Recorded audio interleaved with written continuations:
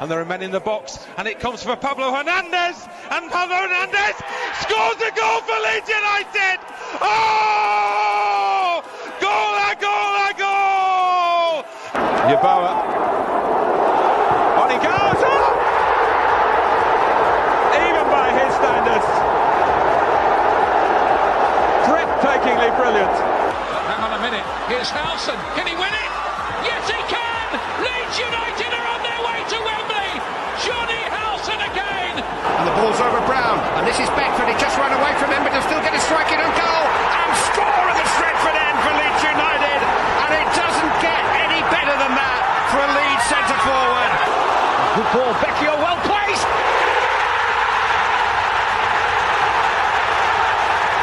Leeds United draw level on aggregate! Well, the roof has just been lifted off Elland Road. What an incredible noise we are witnessing here.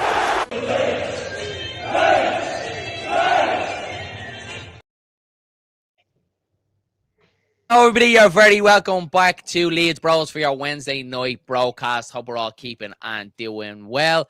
Joined by the brother Dylan as always, and this time just Stephen this week. Jam isn't with us this week. Hopefully we do have him back soon.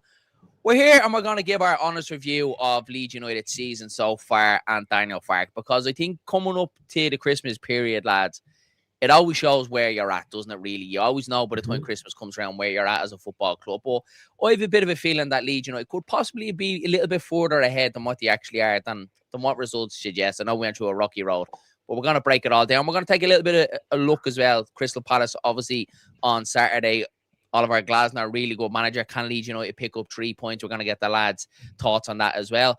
And then don't be afraid to drop your comments in the comment section. If you have any question for the lads, don't be afraid to drop them in as well. Steve, we come across to you. What's happening? I'm all good, yeah. Just, you know what, just looking forward to Christmas now at this stage. Are you sorted? Are you ready to rock? You look like a man, Steve, that you have the presents bought since October.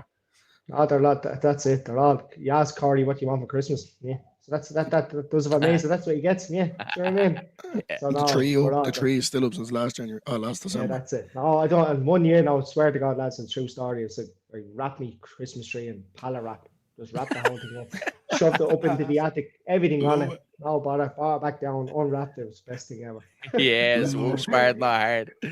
Yeah. But no, I'm not even ready for Christmas yet, lads. I'm really not. Tomorrow's the day where all the shopping is gonna get done, and then Christmas Eve then, because I am one of them very, very late shopper. Drives the wife mental, but that's just me. It's just how I roll. Last minute as always. But yeah, it's coming fast, man. What a quick year that was. Dillo, what about you? What's happening?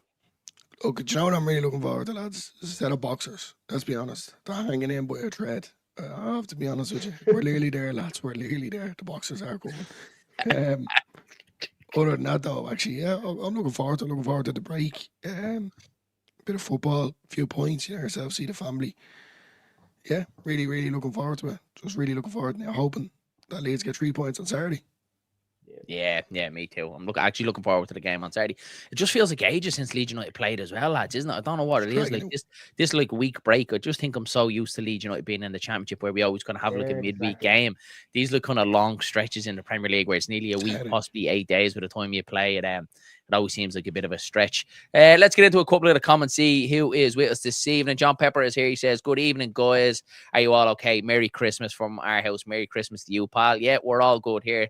Stephen is actually going away on Saturday to Puerto Rico, not the South American Puerto Rico, but he is going away on Saturday for Christmas as well. So. And Dylan just realised that there was two different ones. Just thought it was Puerto Rico. So you do learn something new every day. Off air, we were chatting maps and where's Mauritius and where's Madagascar and all that before we came on. Geography. Yeah, but it's geography before the show, yeah. Michael is here. He says, good evening, Darren Dillo and Stephen. Good evening, pal. Danito is here. He says, good evening, good morning, bros. Good evening to you as well, pal. Thanks for the admin. Yeah, some of you might have seen a lot of you regular guys that are in here that keep LeedsBros on the road. A lot of you were made moderators as well, so you can kind of keep things in check. And just a way just to say thanks for all the support that you've given LeedsBros as well. So check it out. If you have a little spanner there beside you, you're a moderator of LeedsBros, so fair play. Talking about me, lads, by the way. The biggest spanner is in the top right of your screen there, yeah. Lucy says, evening, Darren, Dillo, and Stephen. Evening, Lucy. Hope you're keeping well. Great to see you in the building. Lads, let's chat Leeds United, Theo. And we're going to talk about the season so far as a whole, because in typical Leeds United style, there's been some ups and downs. Good start to the season, very rocky in the middle. Seems like Leeds United have turned the corner now. What have you thought of it? No, overall, I'm happy. Like the start of the season we had, I thought was very good. After being to the Newcastle and a few of our games, and I turned around and one of the shows and said, I didn't think we were going to get relegated back then. And I honestly didn't. I think, we went through a bit of a wobbly patch, and, we've shown some, no, definitely we did. And that's expected. I mean, that's something that, we're all realists here. We're all Leeds fans at the end of the day. We know that it's not all going to be plain sailing. And, I did go through a patch, and that I did think Farke wasn't up to the job, and honestly, he didn't seem like he was, because he just kept making the same mistakes over and over and over again. But he showed in the second half of the City game, and from then on, that he can. So, listen, I'm delighted. I know this a point a game thing, 16 points we're on. It's not that. That's not what you want to aim for. You want to aim for a little bit better, but I honestly think we could have had better.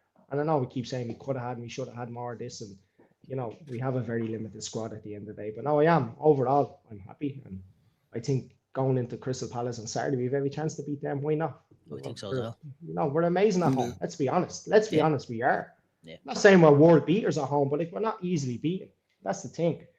And then one of the turning points for me, Darren, was that Newcastle game we were at. I know it was only a bore, 0-0 draw, people would say, but it wasn't. It was a fight. It was actually a decent game of football. For a game that was 0-0. Yeah. We came of Elland Road saying that it was actually a decent game of football. And Leeds United were unlucky. We felt not to get all 3 points that day. For the neutral, it was a boring game. Obviously, there was no goals. But what we seen, and from the change that we seen from when we were playing a short, and all of a sudden Perry's knocking along. That was off the back of a 5-0 loss against Arsenal, exactly. And we didn't know what to expect. Yeah, exactly. And we battled, and that's the thing that's keeping me going. It's we can battle at home, Elland Road, and if we pick up the points like we did against Brentford, and now, including yourself, Darren, we could maybe got 3 points against Brentford, but the point on the road in London, I'll take that. And I'll keep ticking over it nicely. So overall, I'm happy. Obviously, a few ups and downs, as you said, there's always going to be, but listen, it could be worse. We could be Wolves. So exactly. Yeah, exactly. Dillo, what have your overall kind of summary of the season like so far? Like what you're feeling as we're approaching a very busy kind of Christmas period, and this is always a telltale sign of where you're at. I have to agree with Stephen and what you said as well. Like, it's a lot of ups and downs throughout the season and mixed emotions, etc. But every time bad or negative stuff comes out about Leeds, or we get slaughtered, or there's just bad stuff going on at the minute, I kind of level myself down back to planet Earth and realise, let's be honest, we're in this league this season simply for survival, nothing to kind of come out of it. But then when you look at the performance side of it, you're kind of saying we could be doing better. We know that we can do better. We use Elland Road as a fortress, and that's our playing ground, more or less, that we're at our best. And away from home, we can seem to be struggling a little bit. Then, kind of at the start of the season, we seem to be, like, started off alright, started off good, then like whatever about the Arsenal game, etc. And then it kind of just went up a little bit. The momentum started to build. Then you just start slumping. Everyone wanted Farke out, including myself. Do I still think he's going to be here? I don't know. But I've been impressed with the fight and desire that the lads have, and they're not giving up. It's not like Wolves, where they're just turned over and getting absolutely smashed every week in, week out. There's a fight there. There's a determination there. We have Premier League players in this team. We still have to make Premier League players out of certain individuals, but we're going in the right direction. I think coming up to Christmas we all know, is a crucial time for anyone. And going into, we talked about it before, the top 6 clubs, they're the more or less the easy ones as far as I can see. It's these little teams. Now, disrespect the Palace, but we need to be putting up a fight. I think with Brentford, it was a well-deserved point. So I could say overall, I'm happy. I expect more because I'm a Leeds fan, but I'm happy. We're going in the right direction. Yeah, I think that's probably the general feeling as well with Leeds fans as well. Like, I think the season started off well. Obviously, the win against Everton, kind of proved to us right. We're in this league now. The Arsenal one was bang smack down to reality, wasn't it? The 5-0 that we can't continue playing that football that we've seen in the Championship, that free-flowing football, and basically being the team that's expected to win every week, that you definitely need to vary your game a little bit. So I think the Arsenal game was a massive wake-up call, as you said, Steve. So we went into that Newcastle game then, a 0-0 draw with a different look about us. We start going a little bit more direct than Lucas Perry rather than trying to play out from the back. But a couple of our performance, lads, when I look back to Bournemouth again, Steve, we were at that game. It was a really good performance from Leeds United, and we were very, very unlucky not to take all 3 points in that game. We'll look at Spurs at home as well. That's one that I look at. That it was a really good performance from Leeds United, and it was around that period of time we were all saying it as Leeds fans, is that the performances are there. Like, we are being competitive in games. We're just not getting what we deserve, and we need to start taking points.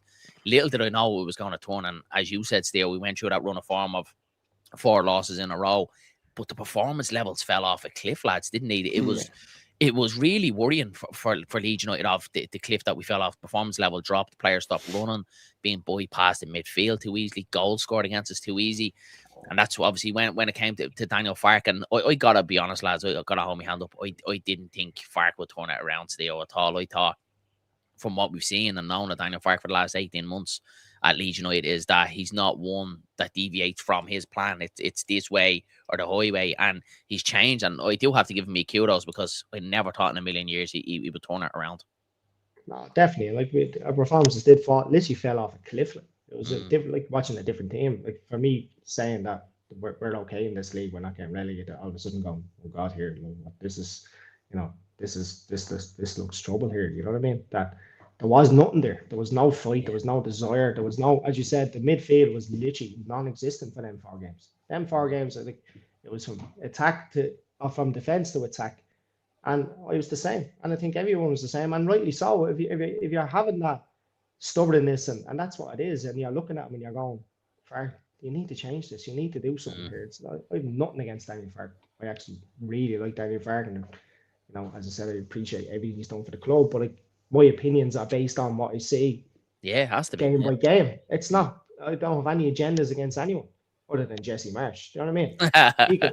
No, but seriously, the likes of him, he just blags his way through football. I think Farke has something about him, like, you know what I mean? Whereas I think he needed a dose of reality to himself and go, you know what, this isn't working. I need to do something here, and I'm going to lose my job. And he done it, in fairness, and he's come out the other end. And that's not to say he's. Do you think that was down to the pressure that he was under, Steve? Because the outside noise was huge. It was starting to be picked up by all the outlets. Sky were starting to run with as well, that he was under pressure. Look at that City game, and who would have thought at the halftime against Manchester City would be a bit of a turning point for Leeds United? Because I certainly didn't. When we were 2-0 down, you were fearing the worst in that second half. Like, I think if you had asked any Leeds United fan, you would have said Farke's probably gone after this game. Second half would be 5, 6, 7. So it's really good to see that we have turned around. And as I said, I didn't foresee it at all, Dylan. But as I said, kudos does have to go to Daniel Farke. There's still a long way to go in this season. I still have question marks over our form away from home and our performances away from home. But I think the main thing is what we want from Leeds United fans is a little bit of fight. And we've seen that over these last 3 games. And even against 4 games against Manchester City, we've seen that this team are fighting for Daniel Farke and fighting for the shirt. Yeah, and you go back to, the stubbornness of Daniel Farke with them 4 games that Stephen mentioned. We were seeing the same players week in, week out. You might throw in Longstaff there, or Stack, or Tanaka, fair enough. The midfield kind of rotated a little bit, but from the centre-back position, to the forward line, we're starting to utilise and play to the strength of certain individuals. With Mecha there, with Calvert-Lewin. And then, Darren, you said it a long time ago about Bogle, Jayden Bogle. Why don't we throw him on the wing? And now we're starting to see, I know he's not playing on the wing, but he's playing more width-wise and getting more forward, utilising him as well. So I think what Stephen said there was a lot of noise coming from everywhere, including us, including all content creators. It said Sky Sports, and I'd say the board was on him as well. But usually when you see a team starting to crumble like that and the pressure's starting to get to the manager, you'd see the players not fighting. The players are fighting for Daniel Farke. So I agree with you. I think you have to give a pat on the back to Daniel Farke and to the players, because, to be honest with you, lads, they're doing all right. Like, they're doing all right now. It's up and down at the minute. But we take what we're given. At the end of the day, I'm just happy and pleased that we're in this league. This is what we all wanted. So let's be honest, smack a reality to everyone that we weren't going to just be up here for the crack, like, and win every game. We have to fight.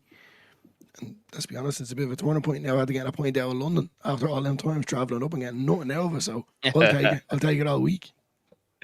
Yeah, look, I think you have to as well, and you have to be positive with it, Steo. Like, I think now, look, I'm feeling positive about Leeds United that I didn't have in them 4 games. I didn't have pre-Manchester City because I thought that this was it. Like, this is going to be a turning point in Leeds United season. Before that game, that Manchester City game, Leeds United were in the bottom 3, and you're thinking going into City, Chelsea, Liverpool, Brentford away, it's only going to look a lot worse after that. Yeah. But there's the table, lads, to be 3 points outside that as well. And I actually think that Leeds United have a massive opportunity. I think we could get 3 points against Palace because we back ourselves against absolutely anybody at Elland Road. Sunderland after that then on the 28th. They've 6 players away at the AFCON Cup, lads. So it's a massive opportunity, I think, this period for Leeds United that we can take points and we can push ourselves further away from that relegation zone. Definitely. And look, you look at the league there. Look, Brentford apparently having an amazing season. Nottingham Forest are having an amazing season. Look where they are. Yeah. That's all I hear. Like, do you know what I mean? So definitely their home games will carry us through. We've every right to be, not every right, sorry, we've every chance to beat Palace. Absolutely, Every chance. And, the table is so tight that we're not cut adrift. We're cutting Burnley and Wolves adrift there. Look at, I think they're gone. Yeah. So I think it's between us and West Ham. Probably, I don't think Forest are going to get dragged into it. I think they have enough. I think so. In that squad that will get them out of it. Brentford, yeah, maybe they will get dragged into it. So maybe it's between the 3 of us. But listen, you never know. But yeah, we've every chance to stay in this league. We 16 points compared to Wolves, 2 points compared to Burnley's 10, and West Ham 3 behind us. So let's keep going and get as many points as we can and see what happens. Yeah, this run coming up to Christmas is where it's really going to start to determine Leeds United. Really and truly, like Sunderland lads, let's be honest, they're flying. I know everyone's saying about the AFCON Cup coming up, but at the end of the day, they're kind of getting business done early as possible, putting as many points on the board. I think they've done the right thing. It was a risk, we were all kind of not bad mouthing them, but kind of like, I think they're playing with fire there, going all out and spending what he did. But let's be honest with you, lads, they're flying. They're absolutely flying. So you have to give a pat on the back to them boys. It's awesome Burnley, and to be honest with you, I actually hope Burnley go down because I can't stand Scott Farke. But I mean, like, I don't want that he wears. Yeah, I know. Yeah, I know. It looks nice and warm though, Steve, to be fair. It does look lovely. Yeah. The cardigan and the chewing gum, it's just like, I swear to God. Did you hear his tongue twist there yesterday? Yeah. Yeah. What was that? What was the tongue twist? I don't know. I heard something. You're not even getting me to say it there because I'll end up yeah, that's nearly got you. I'll butcher it as well. But, let's get into. Go ahead, Dillo. If anyone's listening, I actually wouldn't mind one of them cardigans for Christmas. Yeah, that's a little hint at the missus there. Get me one of them cardigans.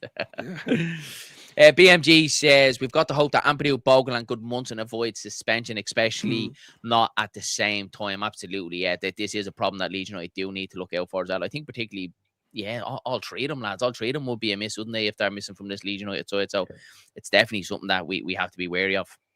When does the yellow card suspension cut off? It's after the Liverpool game on New Year's Day, I believe. So what have we got?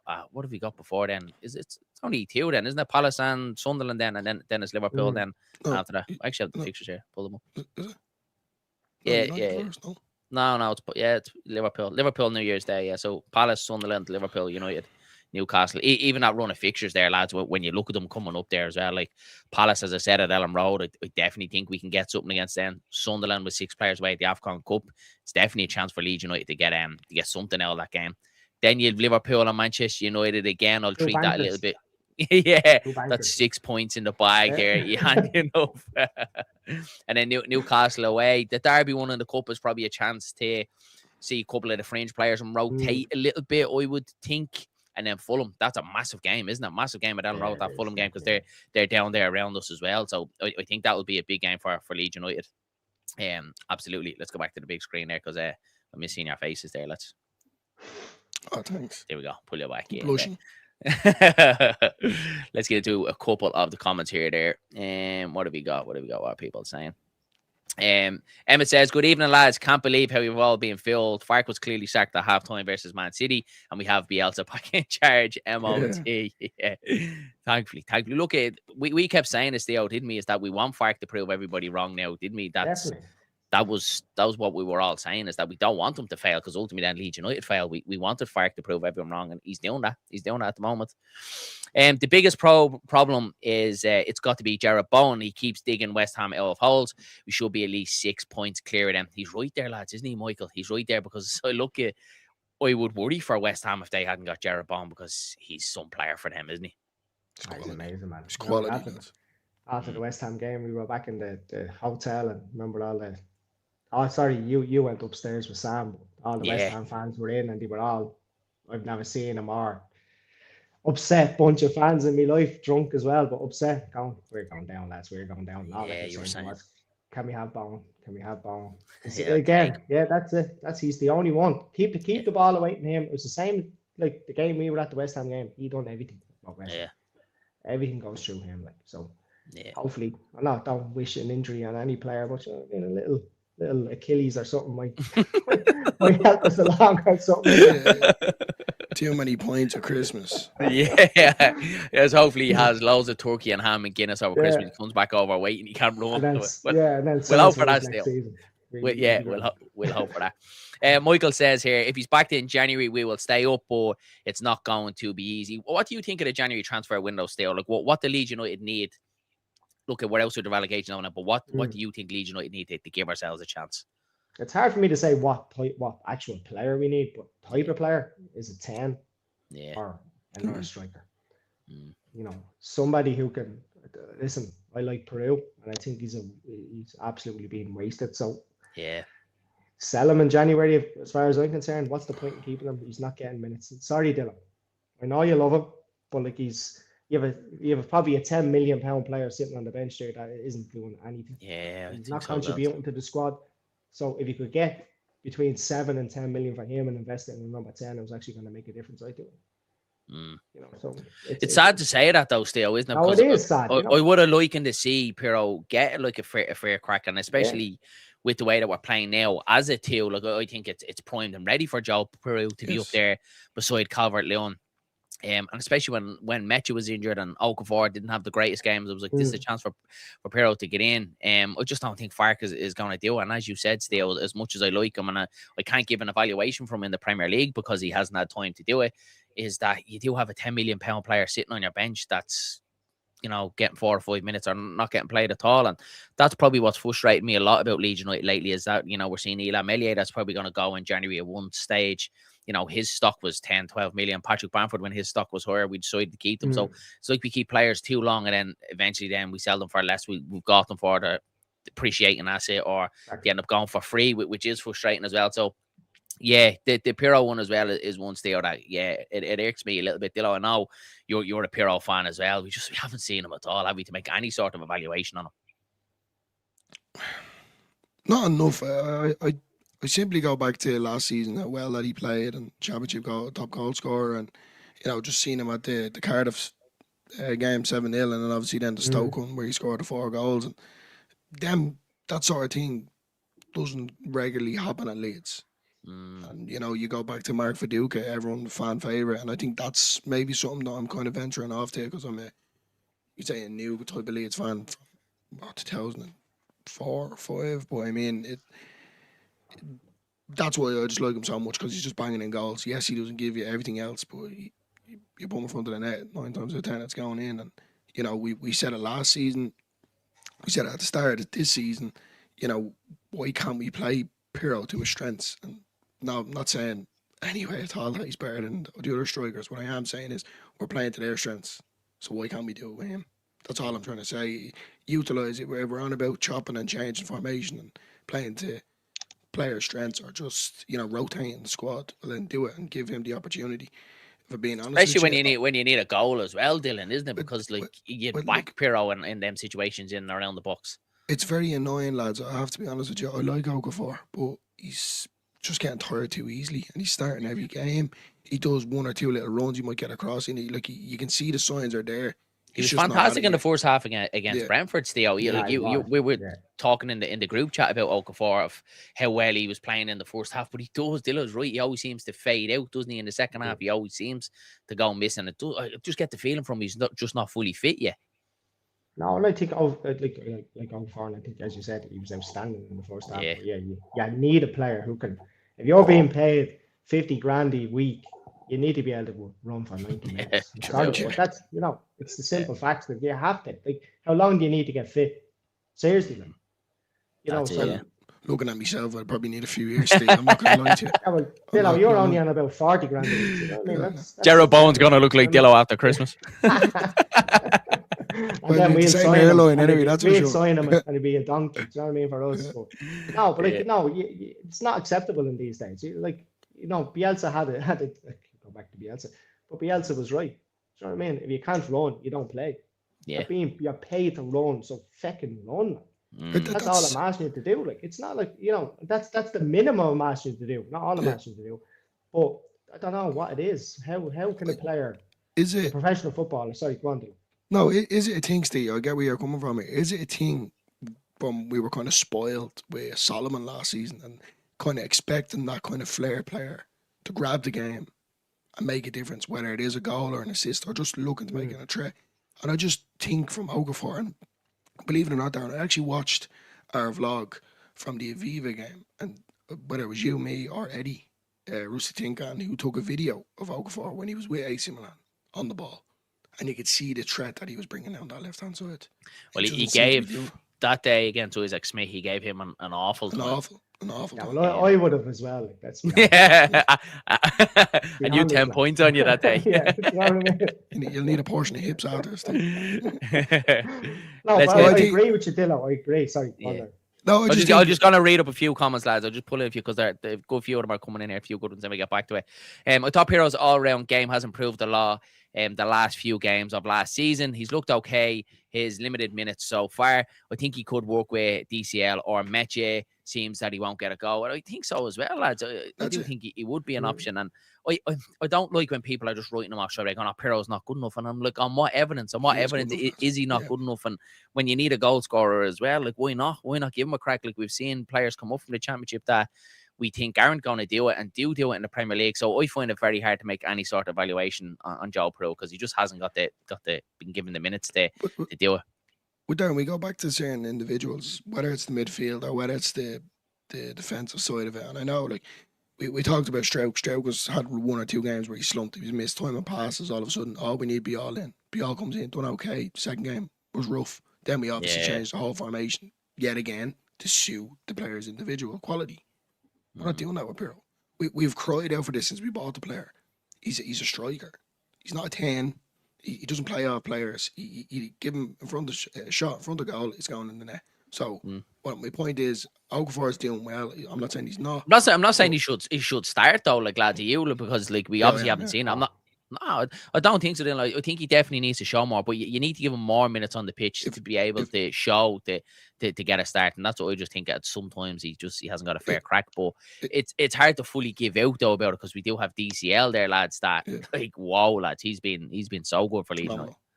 I think if the injury with Metier coming in, like, Pirro technically should come in. No disrespect to Okafor, that's just my opinion. If you're playing with 2 strikers, one up, then the Championship top goal scorer last season. That's just me. Okafor just has a little bit more to prove to me, lads. I think with the money that what Steve said there that we spend on him, we're all expecting a bit more. And let's be honest with you, we're hitting Christmas now. As Steve said, if he's not doing the running and he's not doing, why is he getting picked ahead of Pirro? And Pirro's not even. I think it's just quality, Dylan, as what Michael says here. Okafor didn't realise how big he is, and he is a big boy. Like, he's a big frame on him, and he isn't built as a normal winger. We're usually nowadays we're taught as wingers are, small and kind of nippy and quick. Maybe that's why he runs out of gas. I think so too. I think he probably would be better kind of just off the striker. So maybe given a little bit of time in that role, you might see him come good, lads. But I wouldn't be writing him off, though, lads. I do think we've definitely seen quality there from 100%. We have, and we've seen some of the finishes that he has in his locker. Absolutely, I wouldn't be writing him off. But just at times, I would like to see Pirro given a little bit more time on the pitch just to see if he can change the game, see if he can score goals, because he done it for so many times last season coming off the bench, didn't he? Although it's in the Championship. Still, we have to talk about Dominic Calvert-Lewin because me and you, when Calvert-Lewin was signed, we were very unsure on it, of the road that Leeds United were going down, signing a striker that was very injury prone, and we signed Mecha. Mecha was our first one, and we're saying that's 2 injury-prone strikers after signing. Like, what are we doing? My God, he's proving us wrong at the minute, isn't he? 5 goals a season, 4 in the last 4. He's really proving us wrong, isn't he? Definitely, and you know what I love about him is his work rate. It's like, it's amazing. He never stops. He's not the cleanest of finishers. He doesn't have the best of touches. Some of it bounces off his legs, but you know what I mean. He's just one of them. I'd hate to play against him. Imagine playing against him as a centre half. Yeah, you know what I mean. He's an absolute nightmare. No, and you know he's proven it again. He's come back and he was injured, and we all had their concerns as fan base. Going, Jesus, what are we doing signing 2 injured players on free? There's obviously free for a reason, but you know he's talks with an England call up and all. You know what I mean? Go to Leeds, get an England call up. It is class. You would have thought that, yeah. Oh, it never would have said that when we signed Calvert-Lewin, that he would even be muted. Like, look, it's probably not going to happen realistically. Like the strikers and the attacking options England have, but to be even in that conversation and like the likes of Sky, you know, even asking that question, I think it's quality. It just shows how good he's doing, and he's became a vital part now with this Leeds United side now, lads, hasn't he? That I didn't think he would be, because obviously, I think Anton Stack was definitely, you know, quality signing in the summer, and I was looking at him going, he was probably Leeds United's best signing of the summer. But now I look at Dominic Calvert-Lewin, that he's became a vital part of this side, where, you know, if Stack has been injured, with players to come in and replace him. You know, if Goodmunson gets injured, you have James Justin that can win there. But I think if Dominic Calvert-Lewin gets injured, particularly the new system that we're playing now, it would be a really big blow to Leeds United, Dylan. So he's became a vital part and an important part of this Leeds United side as well. Put the goals aside. I just want to say, putting it straight out there, lads, and whatever you agree or don't agree, I think he's the best Premier League striker in the air. I'm being honest with you. He's quality in the air. Lads, I know you could say quality. I know Holland is quality as well, lads. But if you look at DCL, like 9 times out of 10, he's knocking it down. And he's just so good in the air, and his overall play, just to play off him, I think he really is just quality. So for the second there, Dillo, I'm not going to lie, I thought you were going to say the best striker in the Premier League. Well, he is. He is. I thought that's what you were going to say. In the air, lads. Oh my God, he's phenomenal. Like he's so good. Not for a second do you say he's not going to get that. Like, he's just quality. Like, his head and accuracy is super. Top drawer, isn't it? Yeah. He's just for a free signing. Quality. But that's what happens, Dylan, when you put quality crosses into the box room as well. Look at Wolves away. Like, that header was sensational as well. There, Willie Nanto. We know Willie Nanto has that in his locker, because we've seen him at times do that for Joe Peru as well, put quality balls into the box. And we were saying, to get the best out of Dominic Calvert-Lewin, it needs quality deliveries. Now, we were putting the ball in the box, because I think we had the most crosses in the Premier League game, and we didn't even score from it. But a lot of the crosses that were coming in were lacking quality still. But it just shows, get a decent cross in the box. Definitely. Like, I'd be backing Calvert-Lewin every day of the week. The only concern is, as you said there, Darren, is that our style of play is so, you know, related to him now, that if he does get injured, I know you can put in a match up there, but he's not the same type of player. Yeah, it's not the same type yet. No. Yeah. So that is a concern, you know, but let's hope he stays fit. And you know what really annoyed me, lads, is that after the game, and he went into the Sky Sports studio and he was sitting beside Jamie Redknapp, and they were talking to Calvert-Lewin, which I thought was brilliant. I've never seen that like that before. It was deadly, wasn't it? I actually liked that as well. Sitting there in a pair of shorts and a pair of sliders. What the heck is this like?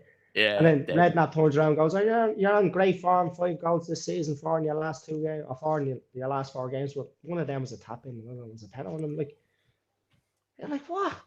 And Calvert-Lewin just went, well, you know, I had to be there to score them. Do you know what I mean? Just like, well, just what is that rhetoric though, still? After that did annoy me as well. I'm not going to lie. So I'm like, what? They don't count. The penalties don't count. The tap is not count. He still has to be there to put the ball in the net. Mo Salah won the league for Liverpool by scoring the penalties. Do you know what I mean? Basically, do you know what I mean? And many penalties as he's, you know what I mean? He take the penalties away from our tap-ins. Like, Van Nistelrooy didn't score the goal outside of the box for Man United in his career. True, yeah. You know, so wash your mouth out, stay. I don't ever say that again.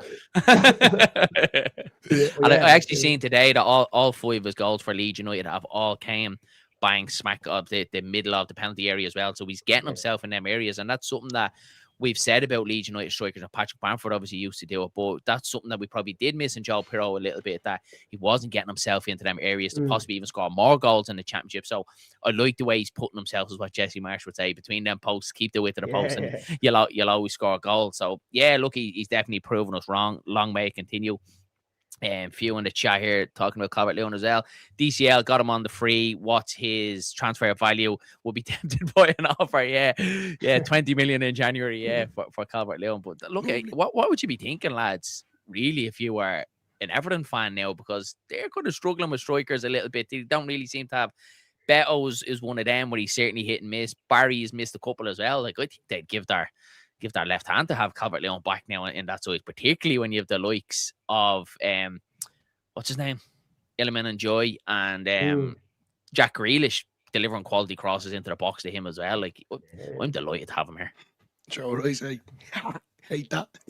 Everton unlucky. No, I think he's quality. I really do. So that was actually leading on to my next question, and he's kind of answered it for me, lads. Is put it to you and everyone in the chat as well. Like, who would be your standout performers in this team, whether they're new signings or players that were here already? Whoever wants to go first. I go first. You want to stay away? Yeah, No, go on. I was just thinking the big the all reliable Rodon for me is like just how could you? Goes under the radar, lads, doesn't he, Joe Rodon? 100 games in a row, like it's just unbelievable. Do you know what? It says it all for me about Rodon? It's that mistake he made against Liverpool, and not one person said a word about it. Because there's so much in the bank. Yeah, well, we all did at the time, but like I'm not gonna. Yeah, we didn't have it. We all went, "What the hell did you do?" And he went, "Oh, that was Rodon." I honestly, when I was watching it in real time, I was like, "No, it can't be Rodon." Yeah, he was so much credit in the bank. Could you imagine that was Pascal Stroke, the pelters that he would have got? Yeah, and of our new signings, I don't know. Stack is being, he's being great and he's not being great. For me, I think Gabby for me is the most exciting player we've signed. I think he's a lot better in this system though, lads, isn't he? He's a lot better. He's a lot better than the 3-5-2. He's crying out for him to see him playing this system. Like he's a workhorse, and he's one of them that every game he seems to get the ball and just goes, I'm going to take on this whole team. And he does. He takes on the whole team. He ends up in the box. He crosses in. Someone might be there. Someone might be there. But to go out and get a left back like him, I've been crying out for the decent left back for donkey's years. I just wonder. I'm just thinking here to myself, like, what would Junior Firpo be like in this? I think Firpo, for so long, I was saying, imagine him as a wing back. Like, he'd be up number 10 all the time, wouldn't he? Score? Yeah, Junior Firpo. But like that as well, still, I was worried because obviously Firpo really turned it around his career at Leeds United and became a fan favourite.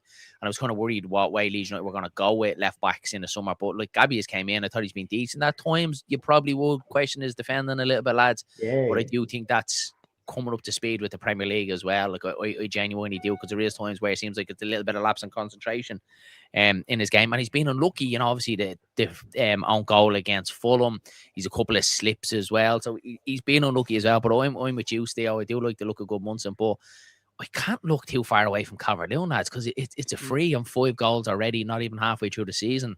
And as I've said on previous shows that, I think Calvert-Lewin could double that. And if you were saying to me when you signed Calvert-Lewin on a free, he'd get you 10 Premier League goals a season, would have snapped your hand off, and he's well and truly on the way. Touch wood that there is no injuries, and he can keep doing it for Leeds United. Who would you say, Dylan? Who would be your kind of standout this season? Calvert-Lewin for a new signing. I just think he's really turned his career around, with the injuries, etc., and the modelling career that he was trying to take off. But I'd say for new signings, for just standout players alone, I'd probably have to go with Joe Rodon. I think he's just been a brick wall at the back.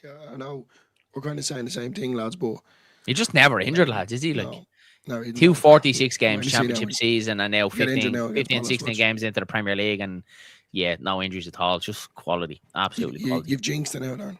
When you see Palace now injured. Yeah, probably. Yeah, who would be a disappointing one for you, lads? Who would you say one that you were looking forward to going into the Premier League? And it could be a new signing as well or an old signing, boy. Who would you look at and say they've kind of disappointed me a little bit? They haven't done what I thought they would have in the Premier League. It's hard because I think that there's players that I don't think have got the chance. Like I want to see William Nanto get more chances on the ball. Too, yeah. I said it in the group chat during the Bournemouth game that this game was crying out for William Nanto in the second half. He did, yeah. He came on, he made a difference. I know it's hard while playing a system now that doesn't suit the wingers as he is, but he's one of them again. You could play him instead of Okafor. You play him off Calvin-Lewin. I think so. I would be tempted against Palace to do it, lads, because he was brilliant when he came on against Liverpool, and he was the game changer against Brentford as well. I wouldn't say there's any players that are in the team that are disappointing me. I just think it's the players that aren't getting the game time to show what they can do. Yeah. You know, and I know it's hard. And Farke is a very limited squad. Like we can all say Barnett was disappointing because none of us have seen him. Fair, yeah. You know, but that's down to the fact that he hasn't been on the pitch for.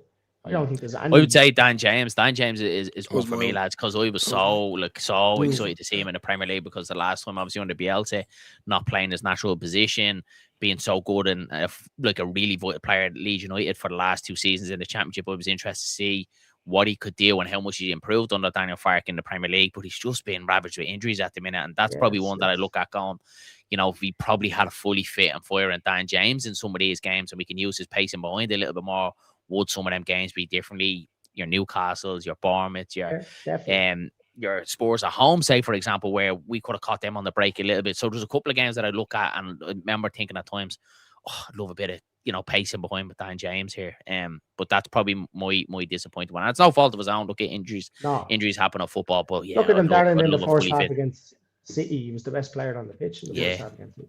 You know, he was the only one doing anything, and that's the Dan James we want to fit. Rare than to go running at people, Dan James. But as you said, it's not his fault. You can't turn around and say he's been a disappointment because he's got lots of minutes. He hasn't, because he's been injured. Like, you know, it's just it's unfortunate. We actually forgot to answer this, Dylan, from BMG. Darren and Dillo, which profiles of strikers would you, profile of players would you go for in January?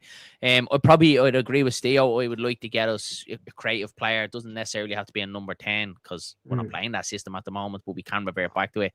But definitely another attacking player, creative player. That's what I think Leeds United do need to go after. I think we're okay in midfield. I don't think we need that in there. Possibly a little bit of cover at fullback if it's possible. I wouldn't mind that, because I don't want to solely rely on James Justin either in case anything does happen. But yeah, creative players. I'd love to get 2 creative players if we could, and then a backup fullback. That would be my perfect January window. But I probably think that's reaching a little bit. Dillo, what would you be thinking? Yeah, I'd say a creative player. You know, if it is a 10, and we're not using that formation now, but if it is a 10, or someone that can play in the 10 as well. Probably gives us an option again then, Dylan, doesn't it? Like because Farke does seem to be changing it, so we can change it now as well. So I don't see any reason why we shouldn't go for another creative player. I'd say fullback, left or right, probably like just James Justin that can play both sides. I'm gonna say probably determine if we're gonna sell Pirro in January. Get another striker in there. And possibly, lads, maybe I'm asking for a bit much here. A winger. Another winger.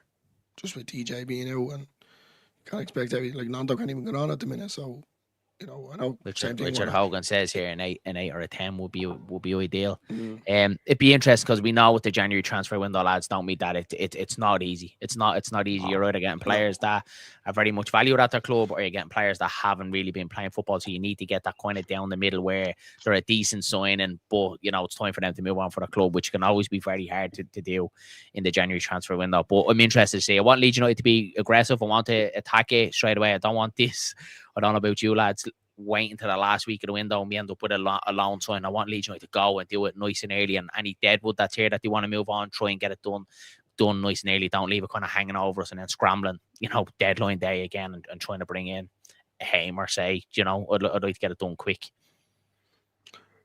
Yeah, I agree. Sorry, I was thinking of a question there to ask you, lads, if I'm being honest with you. This is for everyone as well in the audience. What would you say your standout performance of a match was Leeds United this season? I'd say obviously Chelsea. That'd be Chelsea. I think Chelsea by a mile, yeah. But I did, going back to that Newcastle game, that just showed a change for me in the mentality of Farke and the players that he could adapt.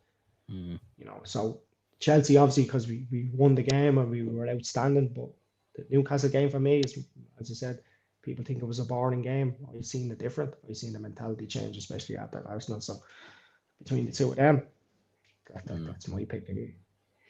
You're deciding there, you Chelsea. Yeah, I think Chelsea by a mile, Dylan. Best result and best performance of the season for me. And do you know what the thing about Chelsea is that it could have been more, Dylan. That's what excites me about that. That it could have been more against Chelsea. Liverpool was a decent second half performance. Man City was a decent second half performance. But I think an all round 90-minute game. I think Chelsea has to be the one for me. I think Liverpool was mine, lads, just because I was at it and the hype and we thought we were dead in the water and just the fight and desire to come back. You know, as I said, it was because I was at it, but performance-wise itself, it was definitely Chelsea. I thought that was a quality game. That was. I think the one that annoys me so much this season, and it was similar to last season in the Championship, is that Burnley away from home, lads. That game was, for me, I know we got 5 passes at Arsenal, but there was a part of being like, it's Arsenal. Burnley away from home made us look average, and we made them look like a top Premier League side. That really annoyed me. Brighton, we know they have quality players. Forest was a little bit annoying, but that Burnley one, lads, oh my God, that was so bad. That's when I thought we were in a little bit of trouble. Hey, Scott Parker. Yeah, Hannibal as well, and everything as well. It was just that was awful. Right, lads, let's move on. Let's look forward to Crystal Palace a little bit here on Saturday, because obviously it's a big game for Leeds United. It does have to be said. You have a chance to go 4 games unbeaten. As I said, I think Leeds United could pick up all 3 points. Theo, what are you thinking, Palace? Can we get something? Why not? You know, I'm going to keep saying it. Why not? We're at Elland Road. It's going to be a pack there at Elland Road, and definitely. You know, there hasn't been a team that's come to Elland Road that's swept us off our feet. I mean, that's, you know, we've drawn a few, we've won a few, but we haven't been hammered. So let's go into that game on Saturday and with the same mentality that, you know, this is our ground. You know, but this is going back 2 seasons. Yeah.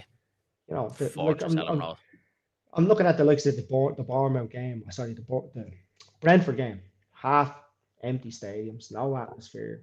Not half empty stadium. That's a bit harsh, but you know, a lot of no atmosphere, no nothing. Like it's Elland Road is a bear pit, and I love it. Use it there for the Liverpool game. You've seen it, you know, the bear pit that it is. You know, when we're up for it, like, so why not? There's nothing to say that we can't, and it's not all down to the Elland Road either. It's we have decent players and we have a decent, you know, way of playing at home as well. So you know, I'm fully of the belief that there's no team that is going to come to Elland Road that I'm going to be going, oh geez, this is going to be a hammering. Like even like the likes of we got hammered against Arsenal, it's going to be different at home against Arsenal. It just will.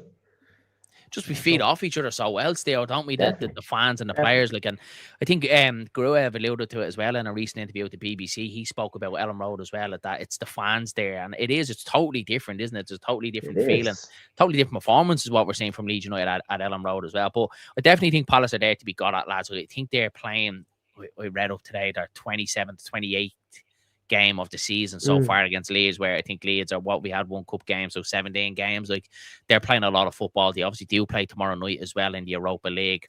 We've heard from Oliver Glasner that he more or less changes the whole 11 for when it goes around to the Premier League games as well. So I do think it's a chance for Leeds United absolutely to get Palace. Now look, there's no doubt about it.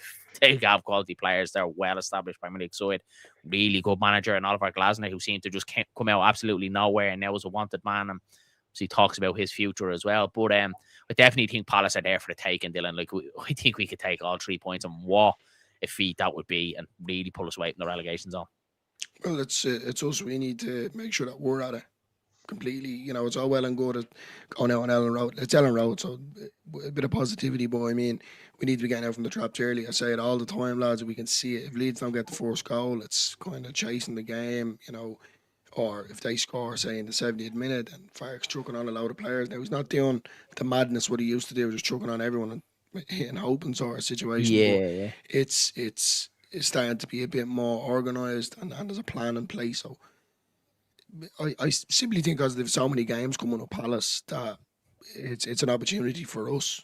But it'd be interesting to see who starts them on Thursday night, because that's the thing about Palace, is that you don't really know who you're going to be coming up against, depending on who they play on Thursday night. Now, they're doing well in Europa League, so I think you might see the fringe players start there. You probably see a decent, kind of fully fit side against Leeds, and then they play again on Tuesday night against Arsenal. So it's a quick turnaround for Palace as well. So I do think this can work into Leeds United's favour still. Like, there's absolutely no reason why it can't. No, definitely. You know, we just need to go out there with the belief that we can beat anyone. You know, Yeah. You know, What Richard Hogan says here, that flexibility now, still, like, yeah, exactly. that will have Glasner in his head thinking, right, what's Leeds United going to do? And I like that as well. I like, are we going to go 3-5-2? Are we going to go back to the 4-3-3? Who's going to start that? I like this. I like this unpredictability now with Leeds United, rather than being predictable for every single game and every single manager to know what they're coming up against. Yeah, exactly. And do you know what I really like about this season as well? We've gone behind so many times and pegged teams back. Good Whereas points before, there, yeah. you know, in the history of Leeds United, where we go behind. I'm not saying last season, the season before that, because that was different. We didn't come back in games. It was like, if we didn't score first, we found it very hard. But now we have this, we just found this fight in us that, even, I don't want us to go behind, trust me. I'd rather us not. But the fact that we can go behind and still have a belief and still have that fight, and that shows a different mentality in the squad altogether. You know, and we've done that a lot this season. You know, we've gone up against better teams. You know, let's be honest, most of them are better teams, better squads, better managers. And we've fought against them all, bar one or two. So, you know, I fully believe that anyone who comes to Elland Road, and let's hope we can bring that into the away games, because that's what needs to happen next. We need to have it's rotation, lads. If every other club is doing it, and you know, I know Palace are in Europe, I mean, if they're utilising everyone, you know, your PMG's mentioning Gruev there, lads, he's been phenomenal. Every time he's come on, he's been very good. Say utilising like what we done last season away from home. Get them kind of players to have that. What do you think will happen in midfield this week, lads? Because we're obviously doing recording our preview tomorrow, Dylan. Like, does Tanaka come out? Because obviously it was a bad performance away at Brentford and totally chalk and cheese what we're seeing. Does Farke now? Do you think he'll be looking at changing that midfield against Theo? Maybe bringing Gruev back in. I don't think Longstaff is still a bit away, but do you keep that there? Do you freshen it up and Tanaka has to fight for his place again? For me, Darren, I just don't think the game Saturday against Brentford suited Tanaka. I don't think personally, I don't think he had a personally bad game. I just don't think it suited him. I don't think wasn't involved. That's it. Yeah. So in a tighter pitch, like, it's a big pitch away at Brentford, there was a lot of the midfield being bypassed. In a tight pitch at Elland Road, where the midfield is going to be utilised, Tanaka will come into his own. So it's hard for me. I agree with what you said there, Dillo. Maybe that's the type of games where that Gruev needs to be playing, not Tanaka, where you know it's going to be a bit more stretched. The midfield isn't going to be utilised, and Gruev can tuck in as that defensive midfielder. But Tanaka needs the ball. He needs to see the pitch in front of him. Yeah, you know. So I think it was very harsh to think that Tanaka had a bad game. I just don't think he was involved in the game as in the team got him involved. You know what I mean? So we've said it there numerous times about players. You know, you go back to the start of the season, we could pick the team week in, week out. Let's be honest with you. You know, and with Tanaka coming in and Stack coming in and Longstaff coming onto the pitch, onto the scene. You know, it was the same thing week in, week out, and we just constantly, and the lads were knackered. They were absolutely knackered. You've Gruev sitting on the bench, not getting any game time. You know how I stand on the Pirro situation, not getting any game time. So shake it up when it needs to be shaken up. If you're going to change, especially when it's bad, when it goes bad. You know, we've said it before that, and it's not just that. Forget about the mentality side of it. It's more to do with, the mentality side of it. You know, am I going to be playing this week? No player, including Amadou, deserves to be put that jersey on. Everyone needs to prove themselves. It's as simple as that. It's survival, and that's the end of it. And utilise every player that's on the team. BMG says here, Stroke had an interesting game versus Brentford, dominated their striker when they attacked, but gave it away needlessly several times and could have cost. If he does, he definitely did. He'd one of them games where it was a weird one, because like we said, he dominated, defended well, won his headers, gave their striker very little, and then when he was on the ball, he was giving it away an awful lot as well, which is Pascal Stroke. You'd usually look at him that he's that type of kind of silky centre half, don't you, lads? He's able to play the ball out forward into our midfield and break through them lines as well. But I like to look at this back three, lads, like Rodon, solid. Bial has been, I really like to look at Bial now and Stroke there as well. So I don't think we will deviate from that 3-5-2. I do think we'll set up with that. But again, I like the thought that if it's not working, that Daniel Farke has shown us that he changed it. Now, against Brentford, I do think he left it a little bit late. He could have changed it before that. I think he could have rolled the dice a little bit more. So that's my question marks over Farke is our away form and that 70-minute subs. Don't keep relying on that 70-minute subs. Don't be afraid to change it if it's not working. We're right in that saying that Namesh might be back for Saturday. Hopefully. Now, we said he had the last press conference said he had a rescan. So it'd be interesting tomorrow from the press conference to see what he says. Oh, Hopefully he's tomorrow, back. yeah. Oh yeah, it's tomorrow. Tomorrow at 1:30. Dillo, anything else to say before we wrap it up and say goodnight to everybody? Piro's starting on Saturday. No, he's Listen, not. why not? He's not. He's not though, lads. We want him to, or we'd like him to, but I don't think he will. Listen, Personally, he's not. I'm gonna be true. At the moment, I would rather Willie Nanto. If Lucas Meche isn't fit and he says he's not going to be out for the game, I would like to see Willie Nanto up front with Calvert-Lewin, because we haven't seen Pirro and Willie. I think Willie Nanto deserves a start with his last two performances. He's looked good. Definitely. I'd like to see him up front with Calvert-Lewin. I'd like to see him up front there with Calvert-Lewin. Right, lads, look, I think we will leave it there. Thanks very much to everyone that did pop in this evening to join us again. Another very enjoyable broadcast as always. Stephen, thanks very much for joining us as well. As I said, myself and Dylan's match preview ahead of Crystal Palace will be out tomorrow night, so make sure you keep an eye out for that one. And then we'll be back as well as your usual match reactions after the game as well. So don't forget, drop a like on the video, hit subscribe to the channel. Mind yourselves, mind each other. Catch you in the next one.